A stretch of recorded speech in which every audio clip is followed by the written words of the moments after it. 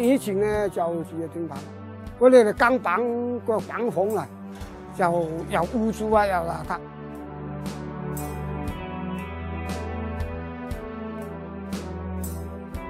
我有一次咧瞓嗰陣時咧瞓覺咧，嗰個老鼠咧就咬我，咬到好痛。天棚啊嗰度咧又落雨嗰陣時咧又滲水啊，即係漏水。我用嗰啲帆布咧咁樣接嗰啲水咧，接觸到嗰啲衝入出邊。咁啊嗰度環境咧比呢度咧差落。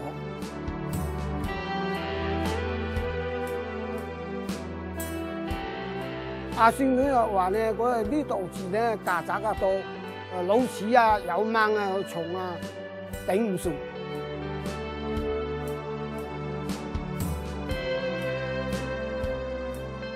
就搬喺呢度咧就好啊，好啲啲。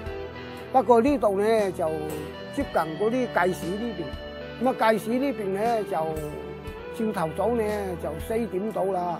就嗰啲人哋車啊6號啊，或者上號啊，即係卡板啊乜鬼啊，就乒哩乓啦，成個人咧就唔使瞓。公益金咧，其實資助我哋香港社區組織協會嘅農屋及私人樓宇工作計劃咧，係去幫助一啲比較貧困啊，住嗰環境比較惡劣嘅居民啊。阿林生其實喺我哋探訪一啲板間房嗰時識佢㗎，咁佢嗰陣時咧個板間房其實分租啦，好多伙人一齊共用廁所、廚房啊。咁後尾佢哋都俾人逼遷㗎，個業主話你要收翻層樓，咁我哋會幫佢申請公屋啦。咁同埋有陣時佢哋生活上，比如佢哋對呢個社會嘅資源唔係好了解啊，咁我哋會即係幫佢哋去建立一啲社會資源啦。比如我哋有啲學習中心俾啲小朋友佢啊，你可以嚟呢度做功課啊。佢孫女比如讀書，佢亦都即係教功課亦都有困難，咁有啲義工啊去幫佢哋啊。咁啊對我啊孫女啊幫助到好大，我都起到好大作用。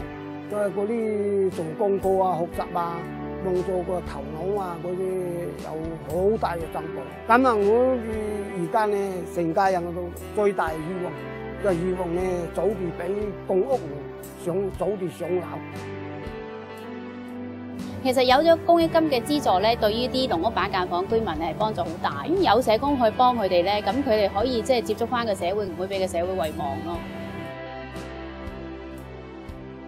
多謝公益金同埋社區組織協會幫助我哋改善生活。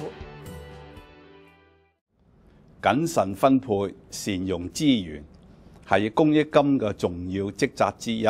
請支持我哋，同心輔助弱勢社群。